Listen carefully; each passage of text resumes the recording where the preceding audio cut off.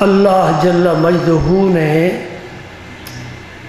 اپنی مخلوق پر بے شمار احسانات فرمائے ہیں، خصوصاً حضرت انسان پر، اولاد آدم پر، بنی نو انسانی پر رب نے ساری مخلوق سے بڑھ کر انعام و اکرام فرمائے ہیں۔ اسی وجہ سے انسان اشرف المخلوقات کہلاتا ہے۔ کھاتا پیتا تو جانور بھی ہے، سردی سے بھی بچنے کی کوشش کرتا ہے، اس کی نسل بھی بڑھتی ہے، لیکن انسان کو اللہ نے عقل اور شعور عطا فرمایا ہے، اس وجہ سے یہ باقی حیوانوں سے ممتاز ہے۔ عام حیوانوں میں شعور نہیں ہے، انسان کو اللہ نے شعور عطا فرمایا ہے، خیر و شر کو سمجھنے کے لیے ایک ایسی قوت عطا فرمائی ہے، حق اور باطل میں تمیز کر سکتا ہے، اپنے بیگانے کو پہچان سکتا ہے۔ اللہ پاک نے پھر سب احسانات سے بڑا احسان یہ فرمایا کہ آپ نے حبیب کریم رؤوف الرحیم صلی اللہ علیہ وسلم کو مبعوث فرما کر اس دنیا کو رونق بخشی۔ اللہ کا حبیب ازل میں ہی بڑا سجایا گیا، بڑا سنوارا گیا، اور اللہ نے اپنے محبوب کو ایسے اوصاف عطا فرمائے جو اللہ کو پسند تھے،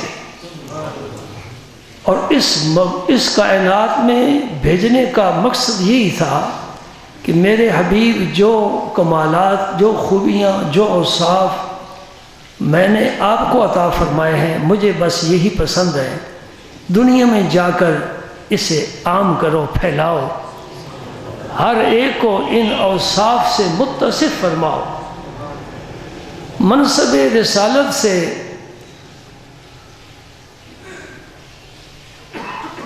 جو نبی پاک صلی اللہ علیہ وسلم کے حقوق وابستہ ہیں، ان میں سے ایک تو ہے تعلیم کتاب و حکمت، وَيُعَلِّمُهُمُ الْكِتَابَ وَالْحِکْمَةَ، اور ایک کیا ہے یتلو علیہم آیاتہ، اللہ کی آیتیں پڑھ پڑھ کر سنائے، اور ایک کیا ہے وَيُزَكِّيهِمْ، ان کا تزکیہ فرمائے، ان کو پاک اور صاف فرمائے۔ انسان میں جو بری عادتیں پیدا ہو چکی ہیں، میرا پیغمبر جا کر ان کو ختم کرے اور اپنا اسوہ، جسے اسوہ حسنہ کہتا ہے، یہ پیش کرے اور پوری مخلوق کو اس کی دعوت دے، اور ہر ایک پر کلمہ پڑھنا ضروری ہے، نبی کی اور اللہ کی اطاعت کرنا ضروری ہے، وہ اس پیغام کو قبول کرے، تب جا کر انسان بنے گا، ورنہ اس کی حیوانیت اسے اسفل السافلین میں لے جائے گی۔ اگر وہ انسان بن جائے، اگر انسان بن جائے تو پھر ملائکہ بھی اس پر رشک کریں گے۔ جو نبی پاک نے ہمیں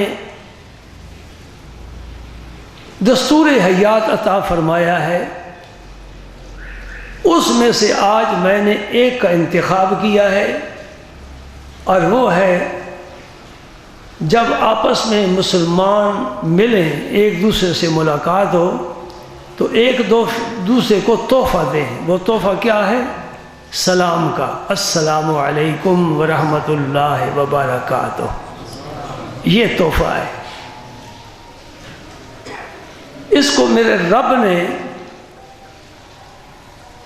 عام فرمایا ہے، سبحان ربک رب العزت عما یصفون وسلام علی المرسلین۔ رب العالمین اپنے تمام رسولوں کو سلام فرما رہا ہے، سارے رسولوں پر میرا رب سلام بھیجتا ہے۔ تحیتہم یوم یلقونہ سلام، جنتی جب جنت میں جائیں گے تو فرشتے انہیں السلام علیکم کہہ کر ان کا استقبال کریں گے۔ سبحان اللہ۔ اور نبی کریم رؤوف الرحیم صلی اللہ علیہ وآلہ وسلم نے اپنی امت کو یہ بشارت عطا فرمائی، دوستو کوئی بھی محبت کے ساتھ کہیں بھی ہو حضور کی خدمت میں سلام پیش کرے تو حضور نے وعدہ فرمایا ہے کہ میں اس کے سلام کا جواب ضرور عطا کروں گا۔ یہ ترمذی شریف کی حدیث ہے۔ کوئی شخص ہے، کوئی وقت ہے، جیسا بھی ہے، نیک ہے، بد ہے، عالم ہے، جاہل ہے، عادل ہے، ظالم ہے، فاسق ہے، عاشق ہے، کوئی بھی شخص ہے، رسول پاک صلی اللہ علیہ وسلم کسی کے سلام کی ناقدری نہیں فرماتے، اس کے سلام کا جواب عطا فرماتے۔ ہم میں ہی بعض لوگ ایسے ہیں کہ جنہیں سلام کہا جائے تو جواب دینا کسر شان سمجھتے ہیں، بڑے لوگ وہ کہلاتے ہیں۔ میرے نبی سے بڑا پھر مخلوق میں تو کوئی نہیں نا، مخلوق میں میرے نبی سے بڑا کوئی نہیں۔ تو اتنا عظیم انسان وعدہ فرما رہا ہے، پھر جس کو بھی سلام کہو گے زندہ ہے تو جواب دے گا۔ میرے رسول پاک دنیا سے پردہ فرما گئے، صدیاں گزر گئی اور بھی گزر جائیں، وعدہ سچا ہے، پکا ہے، جب بھی السلام علیکہ ایھا النبی ورحمۃ اللہ وبرکاتہ کہے گا، میرا آقا اسے سلام کا جواب عطا فرمائے گا۔ دوستو سمجھنے والی بات ہے، ضد اور تعصب والی بات نہیں، سمجھنے والی بات ہے۔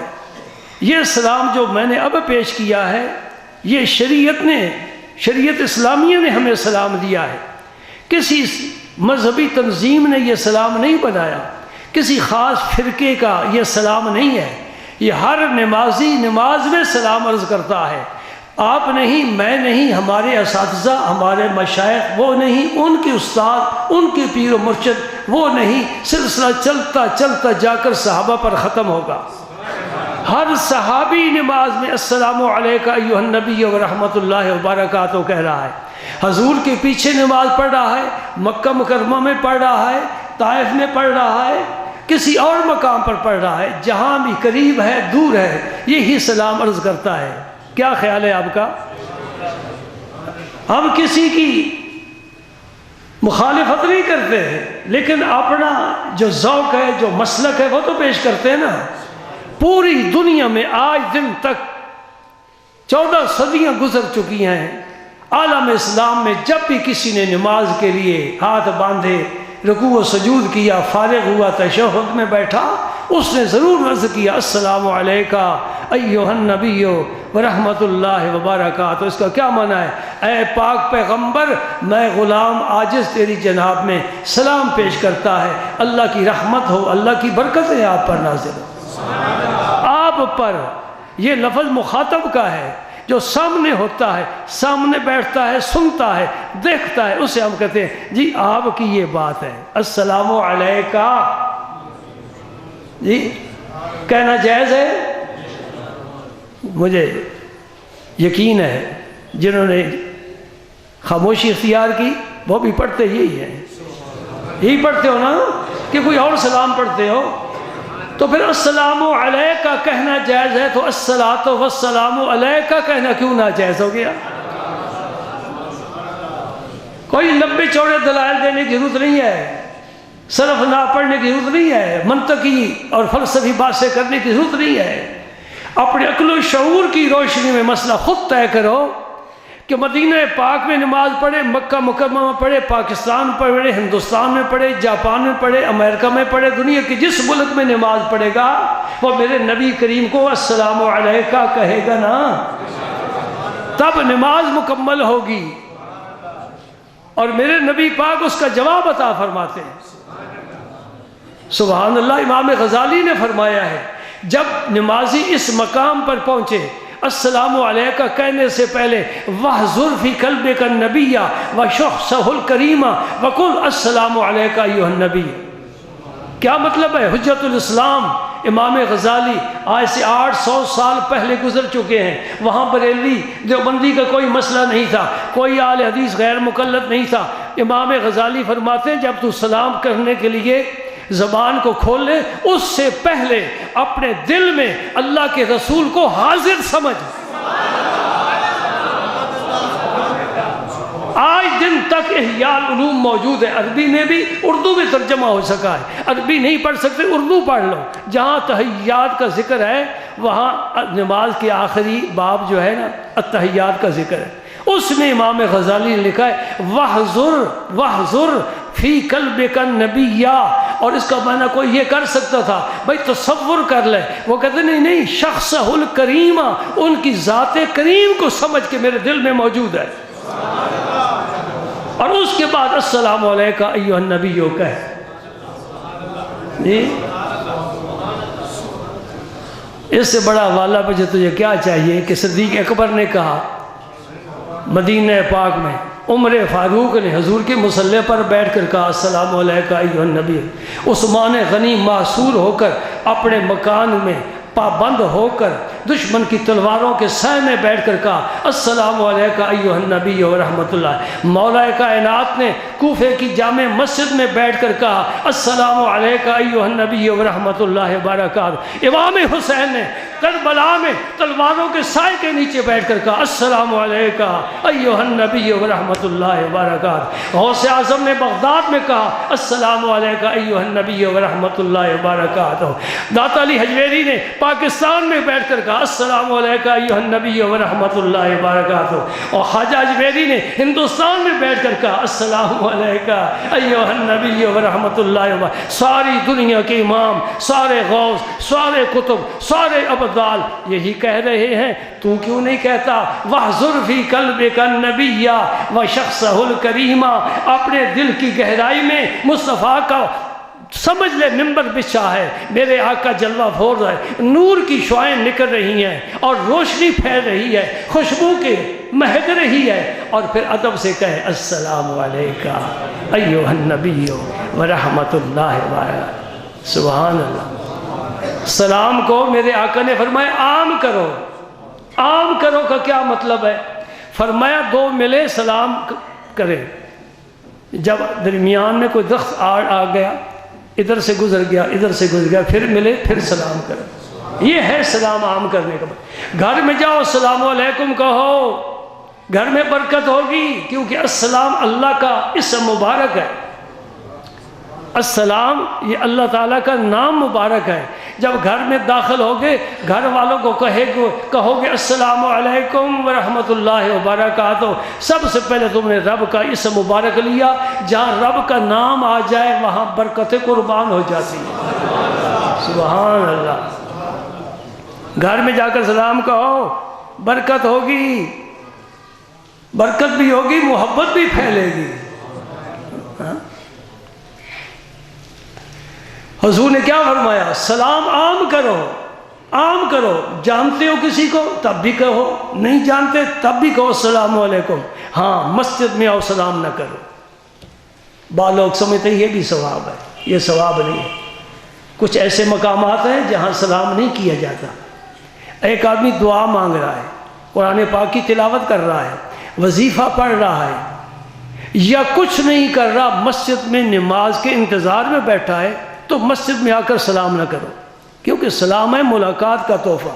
تم ملاقات کے لیے مسجد میں نہیں آئے، نماز پڑھنے کے لیے آئے، سکون سے آ کر بیٹھ جاؤ، سنتیں پڑھو، ذکر کرو، السلام علیکم مسجد میں نہ کرو۔ حتیٰ کہ کوئی کھانا کھا رہا ہے، چائے پی رہا ہے، تو سلام اسے بھی نہ کرو۔ اگر کسی نے کہہ دیا اس پر جواب دینا واجب نہیں، سلام کہنا سنت، اس کا جواب دینا واجب۔ جو جواب نہیں دے گا گناہ گار ہوگا۔ یہ ہے وہ واجب جس سے سنت افضل ہے، کیونکہ یہ واجب سنت پر موقوف ہے۔ اگر کوئی السلام علیکم نہ کہے تو کوئی جواب کیا دے گا؟ جواب دینا واجب، سلام کہنا سنت۔ سوال کرتے ہیں استاد اپنے شاگردوں سے، وہ کون سی سنت ہے جو واجب سے افضل ہے؟ وہ یہی سنت ہے کہ واجب سے افضل ہے۔ مسئلہ سمجھ رہے ہیں؟ بعض مقامات پر سلام کرنا سنت نہیں ہے، حتیٰ کہ فاسق مولن ہے، مولن کا میں کیا علانیہ فسق کر رہا ہے، اللہ کے رسول کی فرمانی میں ہے علانیہ اس کو بھی سلام نہ کرو، کوئی کبوتر اڑا رہا ہے اس سے بھی سلام نہ کرو، کوئی شطرنج کھیل رہا ہے، کوئی تاش کھیل رہا ہے اس سے بھی سلام نہ کرو، نافرمانی میں ڈوبا ہوا ہے اس کے لیے سلامتی کی دعا نہیں ہے، اسے یوں ہی رہنے دو۔ تو بعض مقامات ایسے ہیں استاد پڑھا رہا ہے، دین کا درس دے رہا ہے، حدیث کا، تفسیر کا، فقہ کا وہ پڑھا رہا ہے یا کسی کو مسئلہ بتا رہا ہے، تو آنے والا خاموش بیٹھ جائے، سلام نہ کہے، یہاں سلام کہنا سنت نہیں ہے۔ سبحان اللہ، مسائل سمجھ رہے ہیں نا؟ اس کی تاریخ کا کیا ہے؟ جتنی انسان کی تاریخ لمبی ہے اتنی سلام کی تاریخ لمبی ہے۔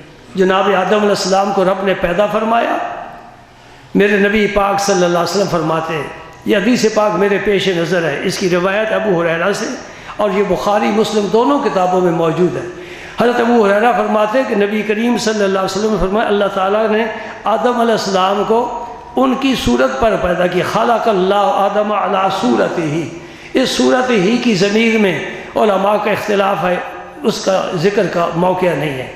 آدم علیہ السلام کا 60 ہاتھ لمبا قد تھا، یہ ہاتھ ہے میرا، 60 ہاتھ،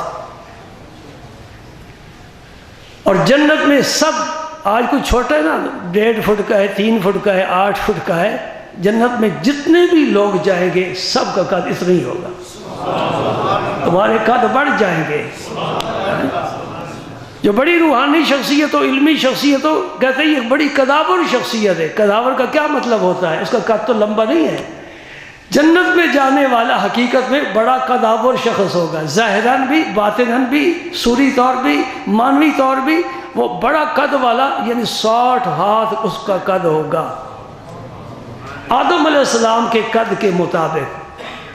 اللہ پاک نے فرمایا آدم جاؤ، وہ سامنے جماعت بیٹھی ہے فرشتوں کی، انہیں جا کر السلام علیکم کہو۔ یہ سب سے پہلے رب نے براہ راست آدم علیہ السلام کو سلام تلقین فرمایا۔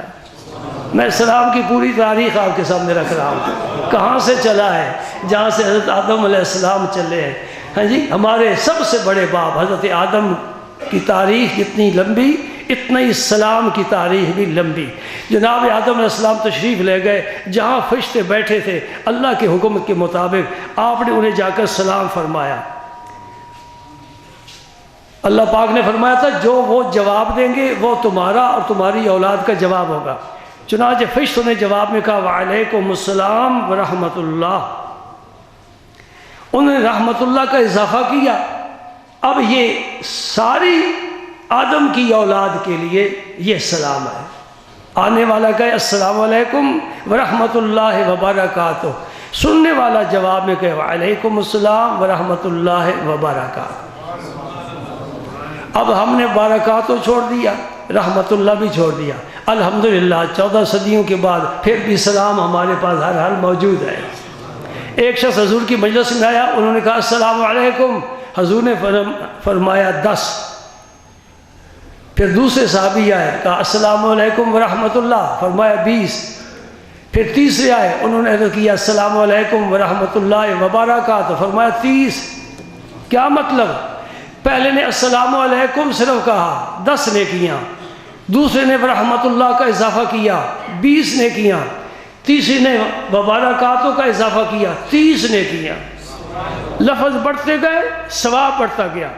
یہ حدیث جب بھی میں پڑھاتا ہوں یا ذکر کرتا ہوں یا مطالعے میں آتی ہے یا بیان کرتا ہوں، میرے ذہن میں خیال جاتا ہے کہ تینوں نے مشورہ کیا تھا کہ میں پہلے جاتا ہوں میں صرف السلام علیکم کہوں گا، تو بعد میں آنا تو ورحمۃ اللہ علیہ کہنا، بھائی تو آخر میں آنا وبرکاتہ کہنا۔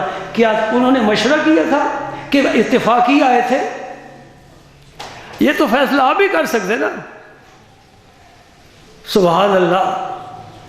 اب میری محبت کی رگ پھڑکتی ہے، جو نبی پاک سے غلامی کا نسبت کا تعلق ہے اس کی رگ پھڑکتی ہے، اور میں یہ کہہ سکتا ہوں یہ میرے نبی کا معجزہ ہے۔ میرے نبی یہ سکھانا چاہتا تھا صحابہ کو کہ برحمت اللہ بھی کہو، وبرکاتہ بھی کہو، اور السلام علیکم بھی کہو، اور یہ سمجھانے کے لیے عملاً میرے نبی نے چاہا کہ کوئی آئے وہ پہلے السلام علیکم کہے، پھر اس کے بعد کوئی آئے وہ ورحمت اللہ کہے، پھر اس کے بعد کوئی آئے وہ وبرکاتہ کہے، تاکہ میرے صحابہ کو عملاً بھی پتہ چل جائے۔ میرے نبی نے چاہا، اور میرے نبی کی چاہت کو رب پسند فرماتا ہے۔ مسلم شریف کی حدیث ہے، عائشہ صدیقہ ام المؤمنین جو زید کی ماں ہے، بکر کی نہیں، جو بکر کی ہے عمر کی نہیں، جو عمر کی ہے خالد کی نہیں، ہر ایک کی ماں الگ الگ ہے، ٹھیک ہے، لیکن عائشہ صدیقہ وہ ماں ہے کہ ہر کلمہ پڑھنے والی کی ماں ہے۔ کالا ہے، گورا ہے، چھوٹا ہے، بڑا ہے، ہندی ہے، سندھی ہے، ہر کلمہ گو کی ماں ام المومنین عائشہ صدیقہ ہے۔ کیا مطلب؟ جتنا ماں کا احترام ہے اس سے زیادہ ازواج مطہرات کا احترام ہے۔ اور پھر یہ آنکھ کھولی بیٹے نے، بڑا ہوا، لوگوں نے بتایا، دودھ پیتا رہا تھا، کچھ اسے بھی شعور میں بات آئی، لوگوں نے بتایا یہ تیری ماں ہے۔ ام المومنین عائشہ صدیقہ کے بارے میں قرآن میں میرے رب نے فرمایا وَأَزْوَاجُهُ أُمَّهَاتُهُمْ، جو نبی کی بیویاں ہیں یہ تمہاری ماں ہیں۔ محلے کی کسی بی بی نے، دائی نے، پڑوسن نے نہیں بتایا بیٹا یہ تیری ماں ہے، ابے نے نہیں بتایا تیری ماں ہے۔ سبحان اللہ، دیکھ لو کیا شان ہے، ہماری ماں کا کیا مرتبہ ہے اور عائشہ صدیقہ کا مرتبہ کیا ہے۔ عرش والا رب فرما رہا ہے اے کلمہ پڑھنے والوں، ایمان کے دائرے میں آ گئے ہو، اب تمام میرے نبی کے ازواج مطہرات تمہاری سب کی مائیں ہیں، احترام کرو، عزت کرو، جتنا ماں کا احترام کی جاتا ہے اسے زیادہ عزت کرو ازواج مطہرات کی۔ ماں نے دودھ پلایا، ماں نے معمولی سی تربیت کر دی اگر اس کی اپنی تربیت ہے تو، لیکن عائشہ صدیقہ نے نبی پاک کے درون خانہ کی ساری حدیثیں بیان کی ہیں، حتیٰ کہ رسول پاک غسل کس طرح فرماتے تھے یہ بھی عائشہ صدیقہ بتا رہی ہے، سرکار کے غسل کا کیا انداز تھا، یہ ابو بکر صدیق نہیں بتا سکتے، بلال حبشی نہیں بتا سکتے، یہ باہر کے لوگ ہیں، درون خانہ ہنگامے ہیں، کیا کیا چراغ راہ گزر کو کیا خبر ہے، اندر کے معاملات اندر والے جانتے ہیں۔ رمضان کا مہینہ ہے، روزہ رکھا ہوا ہے، دن کا وقت ہے، بیوی پاس ہے، اس کے ساتھ تم پیار محبت کا کون سا طریقہ استعمال کر سکتے ہو، شریعت اجازت دیتی ہے، یہ کون بتائے؟ یہ عائشہ صدیقہ بتائے گی کہ میرے رسول پاک کا روزہ تھا اور میرے پاس تشریف فرما تھے اس حجرے مبارک میں جس حجرے پر نظر آج ہر کلمہ پڑھنے والے کی ہے، گنبد خضرا اس کی نشاندہی کرتا ہے، میں اوپر ہوں نیچے حجرہ ہے، یہ عائشہ صدیقہ کا حجرہ ہے، اس میں میرے آقا تشریف فرمائے۔ عائشہ صدیقہ رضی اللہ تعالیٰ عنہ نے وہ مسائل، صحابہ کرام جب مل بیٹھتے تھے کسی مسئلے پر گفتگو ہوتی تھی اور مسئلہ حل نہیں ہوتا تھا، کہتے چلو اماں جی کے پاس، عائشہ صدیقہ کے دروازے پر حاضر ہوتے، اس آیت کا کیا مفہوم ہے جی ہم نہیں سمجھ رہے، عائشہ صدیقہ کہتے میں نے رسول پاک سے یوں سنا ہے، سن کر جاؤ، علم کا خزانہ تقسیم کیا ہے، بڑی دانائی، بڑا حافظہ اور بڑی فراست، سبحان اللہ، حضور کے ساتھ محبت، عقیدت، نیاز مندی، اللہ اللہ کتنے فضائل ہیں عائشہ صدیقہ کے، ماتمی گروہ کی سمجھ میں نہیں بات آ رہی، اپنے ماں کے خلاف ہے خدا ظالمہ، اچھا چلو انہیں پڑھنے دو۔ فرمایا مومن کے مومن پر 6 طرح کے حق ہیں، توجہ فرمانا، جانتے تو ہیں نا ہم، مومن کے دوسرے مومن پر 6 طرح کے حق ہیں۔ پہلا حق کیا ہے؟ یعودہ اذا مرض، بیمار ہو جائے تو اس کو جا کر پوچھو کیا حال ہے، کیا حال ہے۔ نبی کریم صلی اللہ علیہ وسلم تشریف لے جاتے تھے بیماروں کے پاس، دونوں جہانوں کے سردار تشریف لے جاتے، اور صحابی بیمار ہو تو نبی جائے گا، یہودی کا بچہ بیمار ہو تب بھی میرا رسول تشریف لے جائے گا۔ سنا آپ نے؟ یہودی کا بچہ آپ کے پاس آیا کرتا تھا، وہ کچھ دن غیر حاضر ہو گیا، فرمایا کدھر گیا؟ یاد رکھتے ہیں، انگلیوں پر گنے ہوتے ہیں، کدھر گیا؟ جو ان کے ساتھ یوں بھی تعلق رکھے آنے جانے والا، وہ ہو یہودی کا بیٹا، دادا یہودی پر دادا یہودی، نبی اسے بھی نظر انداز نہیں فرماتا۔ تو اگر ان کی سنت کے ساتھ عمل کرنا، پیار کرنا شروع کر دے، تیرا نبی تجھے بھی فراموش نہیں کرے گا۔ بچے کے پاس گئے، بچہ آخری لمحات میں تھا، حضور نے فرمایا بیٹا اس تورات میں میرا ذکر ہے کہ نہیں؟ تیرا باپ پڑھ رہا ہے۔ اس باپ نے کہا جی کوئی تمہارا ذکر نہیں۔ بچے نے کہا یا رسول اللہ میرا باپ جھوٹ بولتا ہے، بات غلط بیان نہیں کرتا ہے، اس کتاب میں، آسمانی کتاب میں تیرا ذکر جگہ جگہ موجود ہے۔ فرمایا بیٹا پھر کلمہ پڑھ لے۔ انہیں کلمہ پڑھ لیا، آنکھیں بند کر گیا۔ حضور نے فرمایا اس کے باپ سے اٹھ جا، اب یہ تیرا نہیں یہ ہمارا ہے۔ سبحان اللہ، کسی نے کیا بات کہی ہے؟ ہر جفا ہر ستم گوارا ہے، اتنا کہہ دے کہ تو ہمارا ہے۔ سبحان اللہ، کلمہ پڑھ لیا، نماز نہیں، روزہ نہیں، حج نہیں، زکوٰۃ نہیں، اور ان کو کہہ دو کہ نبی کی نظر میں آ جانا یہی دین ہے۔ اس یہودی کی بچے نے صرف کلمہ پڑھا ہے اور ان آنکھوں سے آخری نظر رخ مصطفیٰ پہ ڈالی ہے، بس فرمایا تو اٹھ جا، تیرا نہیں۔ صحابہ کو فرمایا اسے اٹھا کر لے چلو، اس کو غسل دو، کفن دو، جنازہ مائے محمد رسول نہ پڑھے۔ کتنا خوش نصیب ہے وہ بچہ۔ تو فرمایا کوئی بیمار ہو جائے نا ضرور اسے جا کر پوچھو، سوائے مسجد کے امام کے، مولوی کے، اسے نہ پوچھنا، باقی سب کو پوچھنا۔ ایسے ہی ہے نا۔ وَيَشْهَدُ إِذَا مَاتَ، اگر خدا نخواستہ فوت ہو جائے، بیماری لمبی ہو جاتی ہے، وقت آ گیا، فوت ہو گیا، تو پھر جاؤ جنازے میں شرکت کرو۔ بڑا نہ دیکھو کہ بڑا ہوتا تو جاتے ہی، تو معمولی آدمی ہے۔ میرے نبی پاک صلی اللہ علیہ وسلم کا کوئی امتی معمولی نہیں ہے، یہ ذہن میں بات رکھو۔ کوئی میرے نبی کا امتی معمولی نہیں ہے۔ یہ سونے کے کنگن نہ دیکھا کرو، یہ تو فرعون کا طریقہ تھا نا کہ میرے دربار میں وہ آئے جس نے سونے کے کنگن پہنے ہوئے۔ سونے کا کنگن کا کیا مطلب ہے؟ بڑی لمبی سی گاڑی ہو نئے ماڈل کی، یہ سونے کے کنگن ہے۔ کوئی ایم پی اے ہے، کوئی ایم این اے ہے، تو وہ مر جائے، کوئی وزیر مر جائے تو دیکھیں نا بڑا جنازہ ہوتا ہے۔ غریب مر جائے کوئی جاتا ہی نہیں۔ اللہ اللہ، خاک ساران جہاں را بحکارت من گر، حکارت کی نظر سے نہ دیکھ۔ گرد و غبار میں بڑے بڑے شاہ سوار چھپے ہوتے ہیں۔ ایک درویش نے دیکھا کہ ایک جنازہ جا رہا ہے، 3 مرد ہیں، چوتھی خاتون ہے۔ اللہ اکبر، چوتھا مرد ہی کوئی نہیں۔ پوچھا یہ کون ہے؟ ماں نے بتایا یہ میرا بیٹا ہے۔ یہ مخنث تھا، مرد مکمل نہیں تھا۔ محلے والوں نے، شہر والوں نے نفرت کی ہے تو کاندھا دینے کے لیے کوئی چوتھا مرد نہیں تھا، پھر میں نے اٹھایا ہے۔ اللہ اکبر، مولا کریم تیری مخلوق ہے، تیرے بندے ہیں، عورت ہو، مرد ہو، مخنث ہو، بچہ ہو، جوان ہو، بوڑھا ہو، سب رب کی مخلوق ہے، ان کے حقوق مقرر فرمائے اسلام نے، ادا کرو۔